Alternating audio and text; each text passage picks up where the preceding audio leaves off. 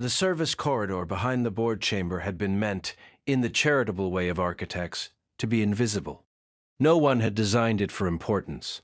It was a narrow, honest passage, smelling of dust, hot wiring, and old paper, with locked archive cabinets along one wall, and, at the far end, the door through which important persons slipped in and out before saying things into microphones.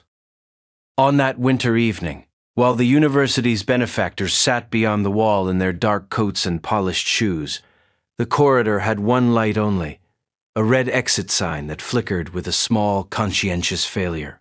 At each pulse, the cabinet handles flashed like wet teeth. The waste slot below them yawned black and practical, as such places do when they are waiting for paper.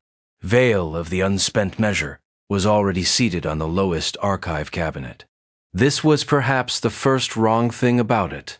One expects, if one expects anything, that a demon concerned with pride will arrive with some theatrical width of shoulder, some velvet insolence, some crown of smoke or flame. Veyl had none of these. It was small and narrow, almost pinched into itself, and sat with the careful economy of a solicitor in a cold anteroom. Its hands, immaculate, weathered and folded over one knee, were too clean for the corridor and too old for any ordinary cleanliness. The knuckles had been polished thin, not by labor, but by a restraint so long practiced it had become a kind of skin. Its own skin resembled old varnish flaking from a bean left too long in sunless air. At the jaw and temple it lifted in little dry scales, catching the red light and giving it back with no warmth. Its face was not handsome nor ugly enough to be comfortably dismissed. It looked corrected. The nose had the straightness of something set after an old blow. The mouth, slightly off-center, bore the air of having refused for centuries to admit where it had been struck. One eye sat a fraction higher than the other, and they blinked separately, as if even its eyelids declined to be governed by the same rule. Across its narrow chest ran a thin line of gold, almost rubbed away. It traveled downward and along one wrist like a crack that had been polished, named, and entered into the minutes as a boundary. In the flicker of the exit sign, the line gleamed and vanished, with the weary persistence of a law not yet enforced. Pale ash dusted its collar. At its throat lay a stain like old candle soot. These were not ornaments. They were residues, the powdery remains of exemptions, permissions, indulgences once granted, once relied upon, now beginning, very quietly, to expire. From beyond the wall came the muffled voice of the board chair. It rose and fell with that ceremonial patience by which grave errors are often made to look like procedure. Call the next witness. The words reached the corridor flattened by plaster and oak. Veyl inclined its head, not in obedience, but in acknowledgement of sequence. It had the look of a creature that had outlived many rooms built to contain certainty.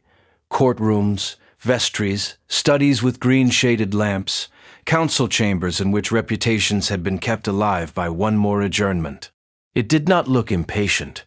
Pride in its ripest form is seldom hurried. It assumes the chair will be pulled out, the door held open, the sentence softened, the consequence deferred, and Veyl bore upon it the whole mild fatigue of such assumptions. Nothing about it boasted. Everything about it expected the world to make room until the moment the world did not. The red sign clicked, the wires hummed. Behind the boardroom door, a small live-feed light glowed steadily, waiting to turn private speech into public record. Veyl folded its hands a little more neatly and listened. Elise Ardent came through the side door with the brisk step of a woman who had been summoned, delayed, and obliged to forgive both inconveniences. The corridor received her sharply. One heel skidded half an inch on the waxed floor. The sound, though small, seemed impertinent in that close place. She stopped with her shoulder nearly touching the locked cabinets, and drew in her breath through her nose, as if the dust had offended her. Her gloved left hand pressed a neat stack of statement cards flat against her ribs. Beneath her right arm she held a black portfolio, its leather worn soft at the corners, its clasp shut with an exactness that suggested either care or fear. She was dressed for being believed. Her suit was dark blue, with the faintest sheen at the lapel. Her hair, silvering at the temples, had been gathered so smoothly that no escaped strand could have pleaded accident. At her throat was a pearl pin, modest enough to pass for indifference. Only her thumb betrayed any want of discipline. It rubbed once, twice, and again over the clasp of the portfolio, traveling the same small path until the leather there shone. When she saw Veyl, her chin lifted before the rest of her had decided what to do. It was the motion of someone encountering a junior clerk in a place where no junior clerk had any business to be. Then her body remembered better. The statement cards bent under her fingers. Her breath shortened, and the portfolio slipped a little, so that she caught it tighter against her side. The pearl at her throat trembled with the pulse beneath it. Veyl looked not at her face first, though many tempters might have done so for sport. It looked at the cards, at the black portfolio, at the reddened door with the live feed light above it. Then it looked at her thumb, which had begun again upon the clasp. From the boardroom came the chair's voice, nearer now in the pauses between speakers. Professor Ardent will be called presently. At the name, Elise's fingers closed so hard upon the cards that their corners made little white crescents in her glove. The black portfolio held its silence under her arm. Inside it lay Mara Veyl's old notebook, though the corridor, being only a corridor, could not have known that, and yet every locked cabinet handle seemed to brighten and grow attentive. Elise swallowed. Her mouth opened, closed, and settled into the public line by which she had survived committees, donors, memorial lectures, and dinners at which men had called her formidable. "I think," she said, and her voice was low but steady, "you are in the wrong place." Veyl's mismatched eyes blinked, one after the other. Its hands remained folded over its knee. "No," it said softly, with the tired courtesy of something that had never needed to raise its voice, only early. Elise had met all sorts of persons in corridors, undersecretaries with damp hands, junior fellows with great futures and no overcoats, benefactors who had lost their way and expected to be thanked for it. She had even once encountered a bishop behind a chemistry theater eating peppermints out of a paper bag. It was therefore not the mere presence of a stranger that made her stand so still, nor even the oddity of his being perched upon the archive cabinet, as if he had been put there with the dust sheets. It was the way he looked at the portfolio. "I have 7 minutes," Elise said. "That is the form it takes here," said Veyl. Beyond the wall, the board chair's voice rose and fell in a ceremonial mumble. There was a little laughter, quickly suppressed. The red bulb over the boardroom door glowed like an eye that had been rubbed raw by wakefulness. Veyl lifted one immaculate hand. The nails were clean, and the knuckles, polished thin, seemed to have been worn down by not striking rather than by any honest work. "An hour may be returned," it said. The small, serviceable hour before a thing ceases to be private. Elise drew the statement cards closer to her ribs. "I do not know what you mean." "No," said Veyl kindly, "but you know the minute." The corridor was narrow enough that a mop bucket, had there been one, would have been an embarrassment. On one side stood the locked archive cabinets, each labeled in the university's neat black hand. On the other, the plaster wall behind which the hearing arranged itself into history. The waste slot, a modest brass mouth cut into the service door, waited under the exit sign. It had swallowed generations of proofs, drafts, lunch papers, and the small failings of tidy people. "You need not go in yet," Veyl continued. "You need not watch Miss Veyl put her hand upon the book and say what no one will thank her for saying. You need not hear the council ask why no dated page supports her recollection. You need not observe the expression on the donors' faces when confidence becomes liability. The endowment may pass. The institute may keep its winter lights burning. The desalination trial on the southern coast may not be delayed for lack of signatures. The patients whose names are written in folders and not in newspapers may continue to wait with reason instead of hope. All that is quite possible. This was the cruel part. He did not make it sound splendid. Splendor Elise could have distrusted. He made it sound administrative, almost dutiful, like staying late to finish a recommendation for a deserving student. She had built her life among such duties, little hinges upon which large doors swung. "You are suggesting," she said, with that exact brightness which had often persuaded committees that no foolish thing had been said, "that I commit perjury for the public good." Veyl's mouth, which had never quite agreed with the rest of his face, moved a little. "I am suggesting nothing. I am naming the hour. There is a version of this evening in which your statement is received as sober and painful. Miss Veyl is understood to be sincere, but mistaken. The archives remain authoritative. The board regrets the distress. Tomorrow's papers mention the stability of governance. By Friday, the endowment is signed. And Mara? Miss Veyl returns to her life with what she already possesses. Elise's thumb began, without permission, to travel back and forth over the portfolio clasp. It made the smallest sound, a dry click beneath the muffled hearing. She stopped it. After a second, it began again. "What she already possesses," Elise repeated. "Her conviction, her memory, her grievance. These are durable things. You speak as though reputation were not. It is durable in those who hold it," said Veyl. "Fragile only at the instant of transfer." The sentence cards pressed a faint groove through her glove. She thought of the great auditorium beyond the chamber, empty now, whose varnished seats bore the names of benefactors, of the laboratories where the night technicians would already have laid out tomorrow's samples, of the young researchers who looked at her as if her steadiness were a banister in a burning house. She thought of Mara Veyl too, Mara with her untidy hair and her intolerable habit of arriving at truths without asking leave. But that thought was less obedient and had to be put away. "Why should I believe you can do anything?" At this, Veyl looked at her face for the first time. "Because you are already arranging the speech in which you will say you did not." No wind moved in the corridor. The exit sign flickered. For an instant, the gold line in Veyl's chest shone and ceased, like a crack in china catching firelight. Elise ought to have gone in then. Any sensible person will say so, sitting comfortably with the whole matter on the printed page. But sensible persons are seldom asked to choose between an old wrong and the collapse of everything that has grown upon it. Elise stood within arm's length of the door, with her name waiting on the other side, and felt the offered hour lay itself before her as cleanly as fresh linen.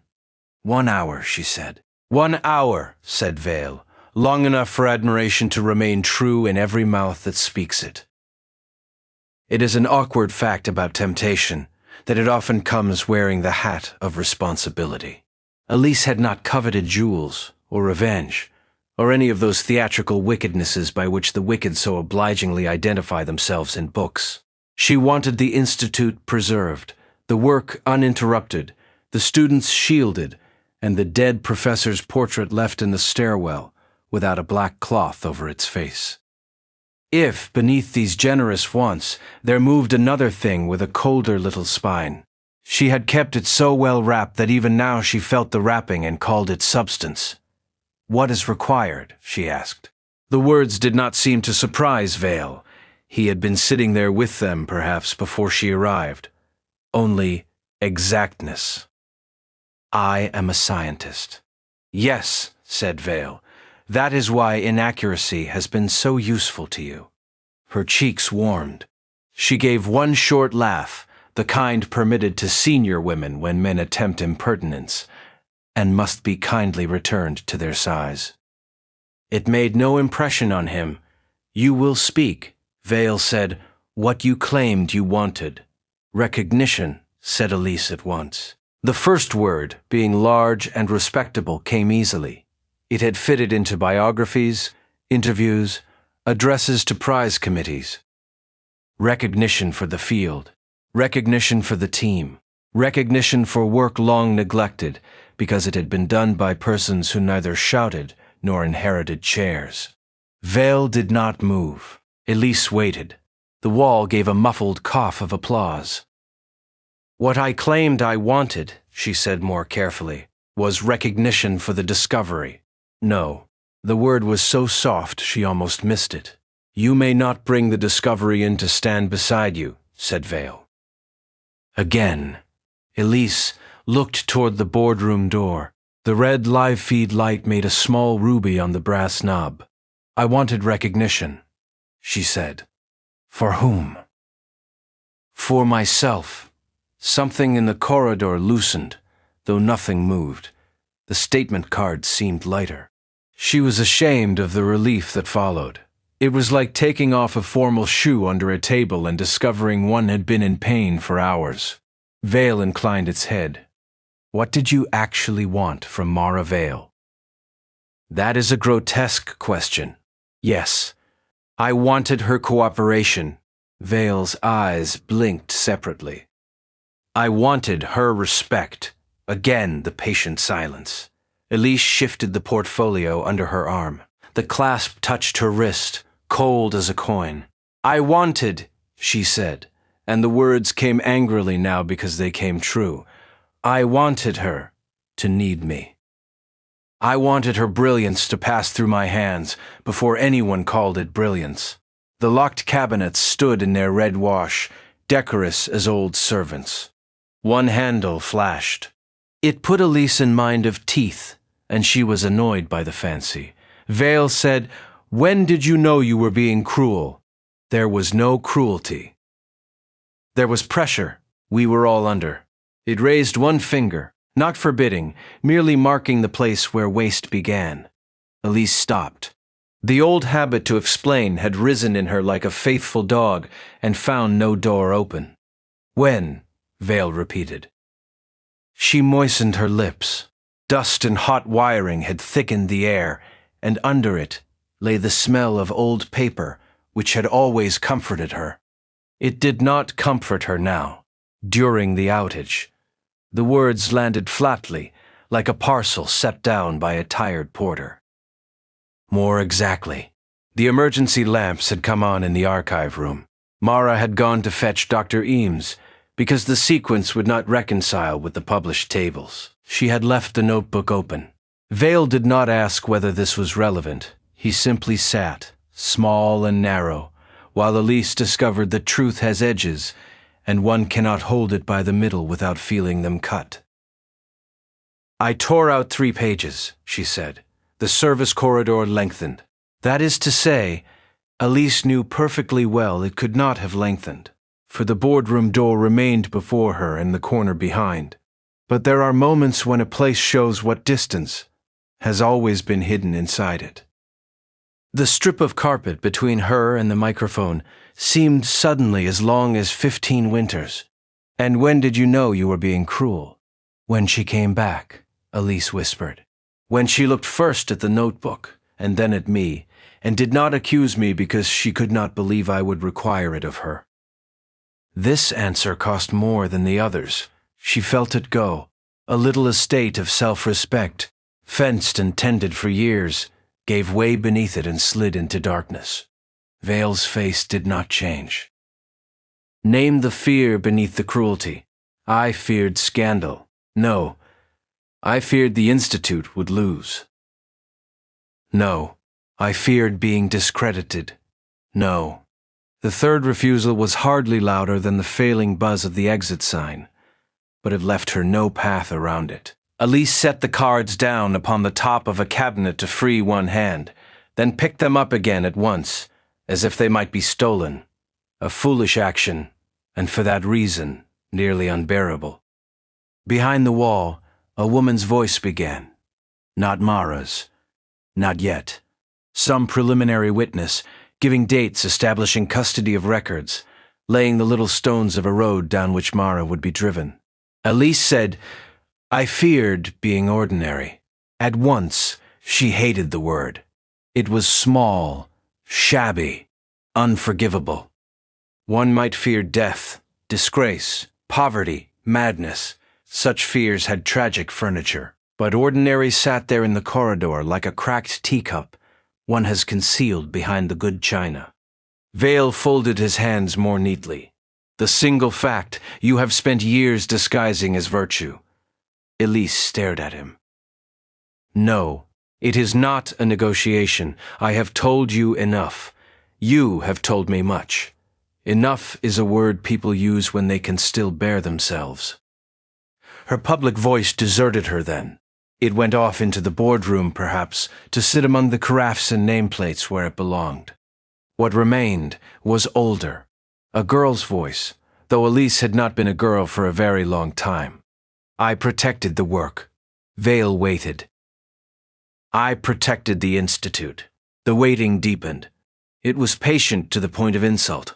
He seemed prepared to remain upon that cabinet until snow rounded the university roofs, until the donors died and were replaced by portraits, until every euphemism in her mouth grew tired, lay down, and ceased pretending to be alive. "I preserved what Mara would have squandered." One of Veyl's eyes blinked. The other, a fraction higher, stayed open. Again, Elise's hand went to the portfolio clasp. Click, click. The black leather had warmed under her arm. Inside it the old notebook lay, with its stained first page, its broken thread, its 3 absences, that at once seemed so manageable. She had brought it only as insurance, no, as evidence of complexity, no, because she had been unable, after all, to burn it. "I called theft stewardship," she said. Veyl's gold line glimmered from chest to wrist, nearly rubbed away and yet present. A polished crack mistaken for an ornament by anyone determined to admire it. For how long? The question was mild. It was also unnecessary. Elise answered because, having come so far, she found that silence would require a greater effort than speech. 15 years. A noise came through the wall, papers being gathered, a chair drawn back. The red light above the door steadied. Elise knew, with the exact knowledge by which one knows the kettle has boiled in another room, that Mara Veyl was being called nearer. Veyl slipped from the cabinet. He was shorter than Elise had expected. His shoes made no sound upon the narrow carpet. Standing, he looked less like a master of ruin than an old correction in the margin of a page, thin, fastidious, impossible to erase. "You have done well," he said. The praise, if praise it was, chilled her more than any accusation could have done. "Now give me the final sentence without decoration, and I will return the hour." Elise lifted her chin. The relief was so close now that she could taste it. She would go in composed. She would read the cards. Mara would falter before the missing pages, as she had faltered before. The Institute would survive the winter. The donors would praise courage under pressure. Her students would find her tomorrow pale but unbroken. And somewhere, far off and muffled, a woman who had once trusted her would be left with memory for company. It seemed possible. It seemed merciful. The corridor waited for the sentence that would purchase it. Before Elise could speak, the first cabinet opened. It did not fly wide, nor did any violent thing leap from it. There was only a small click, as of a latch remembering its duty, and the drawer slid out 2 inches. Then the next cabinet answered, and the next, until all along the corridor the locked mouths of the archive stood slightly open. Their labels trembled in the red light. No paper stirred, yet Elise heard pages turning with the delicacy of dry leaves. Veyl had not touched them. "Please," Elise said, though to whom she could not have told. The gold line in Veyl's chest brightened. It was not a lamp. It did not illuminate as lamps do, politely by falling upon surfaces and leaving private places private. It entered the eye like a command. Elise turned from it and found it upon the cabinet handles.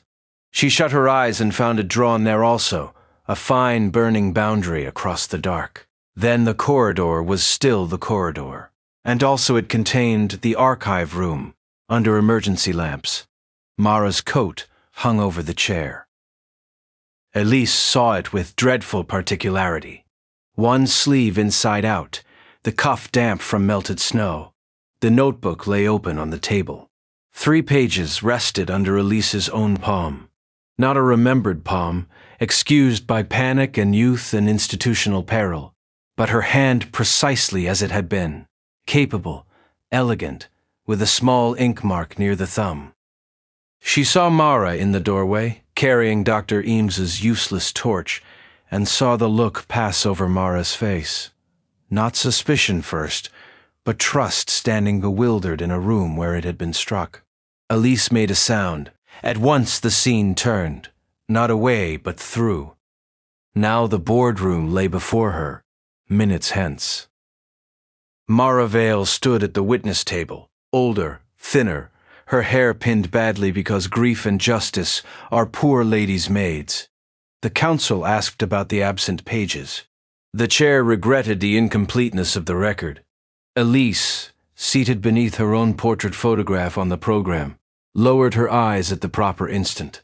The prepared cards shone in her hand like linen laid over a body. It was all there. Not merely the theft, that would have been bad enough, and perhaps still bearable to a person practiced in survival. She saw the little courtesies by which she had kept it alive. The recommendation not written, the invitation not sent, the footnote softened, the committee steered, the pitying phrase, Mara's difficulties, allowed to pass uncorrected because it did useful work. Each had been small, each mattered. This was the horror. Not that nothing mattered. Everything mattered. The bent corner of Mara's page mattered. The breath Elise had taken before lying mattered. The gracious phrases mattered. The careers saved and the coastline served mattered. So did the woman made lonely beside the truth. There was no corner of the thing into which significance had not entered. She had believed consequence to be a sort of weather that fell upon the unlucky. Now she saw it as arithmetic, exact and patient, with no figure lost. The holiness of it was unbearable. It did not comfort, it did not rage, it simply knew. It knew her without haste, without disgust, without the flattering heat of hatred. It knew the admirable Elise and the frightened Elise, the benefactress, the thief, the child who had dreaded being ordinary, and the woman who had built a sanctuary out of another woman's wound. To be hated would have left her some posture.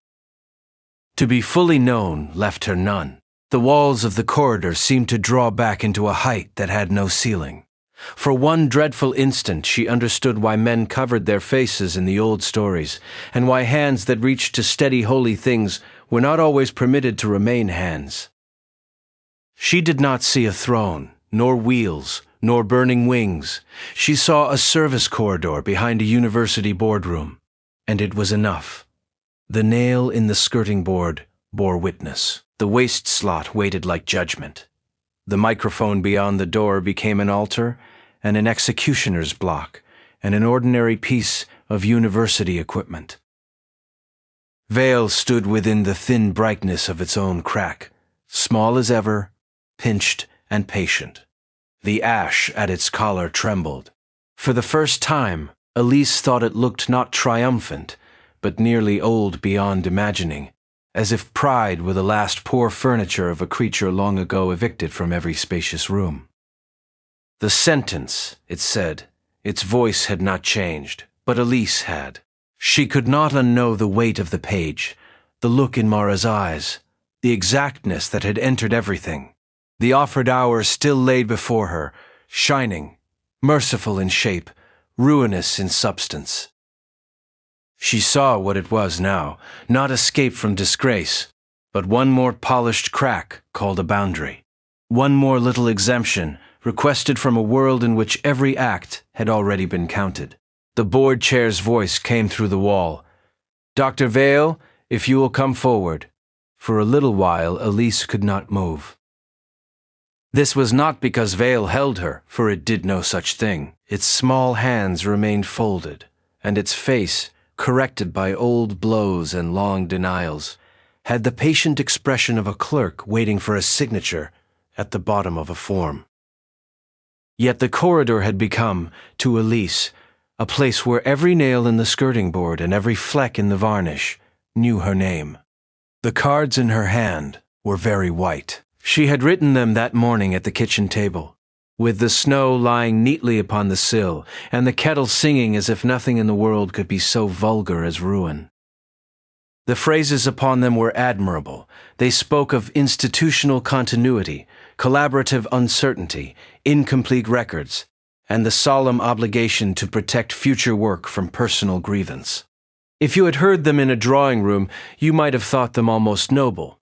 In the red light, they looked like little clean doors, all leading back to the same locked room. Veyl regarded them. "You have said the sentence almost," it observed. Elise shut her eyes. That did not help. Indeed, it was worse.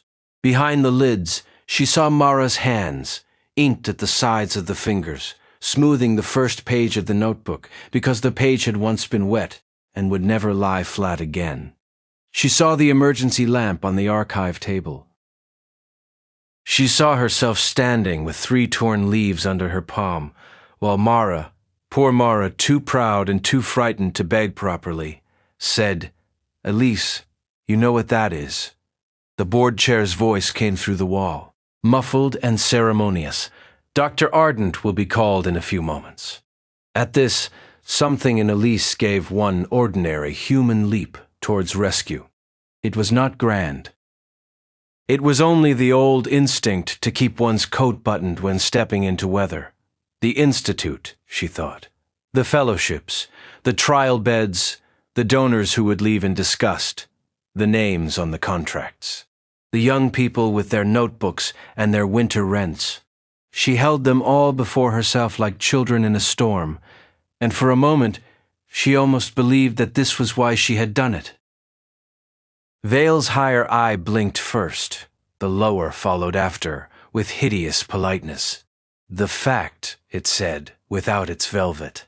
Elise opened her eyes.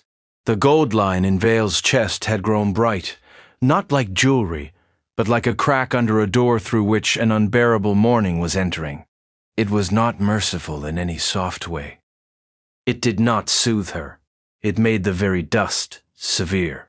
She felt, with a terror too exact for weeping, that if she put out one hand to steady the world as she had arranged it, the world would not be steadied, and the hand would be judged for presuming. Her mouth was dry. She looked down at the cards. One sentence lay ready at the top. "I reject the allegation that my colleague's early conjectures constituted proof." There are phrases which are made to carry a life over a pit, and there are phrases which, when looked at closely, are only planks painted on air. Elise bent the cards once, sharply. The sound was small. It was no louder than the breaking of a biscuit, and yet the whole corridor seemed to hear it. The cabinet doors, which had stood open upon their dark shelves and accusing files, trembled on their hinges. Elise bent the cards again, not neatly this time, but across the lines of her own careful writing, so that collaborative uncertainty split through the middle, and solemn obligation broke under her thumb. She crossed to the waste slot. Veyl made no movement to stop her. Its mouth, that old off-center mouth, rested as if it had known from the foundation of this little passage that paper would come to this end. Elise stood before the black opening. The red sign beat once above her head and made her face look for an instant like the face of someone fevered. "If I do not take it," she said, and it was plain she was not asking Veyl so much as the air, "there will be nothing left." "No," said Veyl softly. "There will be what is left." That was an unkind sentence, or a kind one which is sometimes the same thing at the moment of hearing. Elise let the cards go. They slid into the slot with a dry whisper. For one foolish instant, she expected some hand within to give them back to her, some decent committee of the unseen to say that enough had been suffered in intention. Nothing did. The slot kept them. Beyond the wall, a chair scraped. A man coughed. The microphones hummed faintly, hungry as insects. Veyl unfolded its immaculate, weathered hands. "Do you want the hour?" it asked. There it was, the false freedom, offered without ornament. One more hour clean, one more hour admired, one more hour in which the world, being busy and grateful and easily tired, might consent to mistake usefulness for innocence. Elise's fingers closed upon the black portfolio under her arm. The clasp was warm where her thumb had worried it. She pressed it open. The old notebook lay inside, tied with cotton tape that had browned at the edges. Its cover was cracked, its corners softened by handling, and along the foredge, 3 pages showed their torn roots like little pale scars. Elise took it out carefully. It seemed impossible that so small a burden should have required 15 years of carrying. She looked once at Veyl. The brightness in the gold line made her eyes water, and in that watering she saw it as it had been all along, not a friend, not an enemy, but the narrow door of her own evasion, standing open at last. "I stole Mara Veyl's proof," she said. No explanation followed it. She did not add that the hour had been dreadful, that the funding had depended upon speed, that Mara had been impossible, that Elise herself had improved the argument later, that the Institute had done good, that one theft had purchased many mercies. All those servants of dignity came to the threshold and found the door shut. "I stole Mara Veyl's proof," she said again, because the first time had made a space in her and the second stood within it. Then she turned towards the boardroom door. Veyl did not follow at once. It remained upon the low archive cabinet, with the red light washing over its flaking varnish skin, and the thin gold line fading along its wrist. The corridor, which had been longer than any corridor has a right to be, shortened itself by degrees. The cabinet doors were closed again. Their handles ceased to look like teeth, and became only handles in want of polishing. Even the waste slot had recovered its municipal indifference. From within it there came, after a moment, the faintest settling sound. Veyl reached down and drew out the bent statement cards. They were not white now. Between its immaculate fingers they had taken on the color of dead ash, and where Elise's handwriting had been, there were gray, feathery seams. Veyl held them delicately, as one might hold the wing of a moth found on a windowsill, neither admiring nor despising it. At the boardroom door, Elise paused. The live feed light above it burned red and steady. She had stood under such lights all her later life, and had found them bracing. They had meant attendance, consequence, the flattering danger of being recorded. Now the little lamp looked like any other warning. Small, practical, incapable of pity. "Dr. Ardent," called the chair from within. Elise put one hand on the latch. In the other she held Mara's notebook, not clasped to her ribs now, but resting flat upon her palm. Her hand shook. This was noticeable. It is well to say so, because courage is often misdrawn in portraits as a species of good posture. Elise's shoulders were not fine. Her face had lost that smooth, professorial composure which had served her as veil and armor. She looked older than she had 5 minutes before, and more plainly made. She opened the door. Sound came out in a warm, upholstered wave.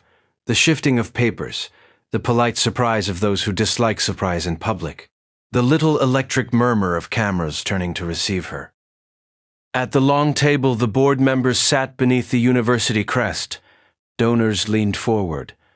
Counsel lifted a pen. Mara Veyl, small at the witness end and wrapped in a dark coat too thin for the weather, looked up. Elise crossed the carpet. No one stopped her. People are seldom prepared to interfere with a person who is walking in the wrong ceremony with the right object in her hand. She reached the microphone set before her place. For a second, she rested her fingertips on its stem as though steadying herself. Then she withdrew them, leaving no claim upon it yet. Behind her, in the corridor, Veyl closed its hand. The ash of the statement cards did not fall. It gathered itself into one pale thread and vanished along the rubbed gold crack at its wrist, as if some old account had received a final entry. Veyl's two eyes blinked together once. The exit sign gave a last uncertain flicker and steadied. In the boardroom, Elise untied the cotton tape. The first page of Mara Veyl's old notebook had been stained by water or tea or tears. No one there could have said which.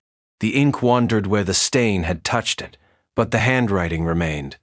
Firm, slanted, unmistakably Mara's.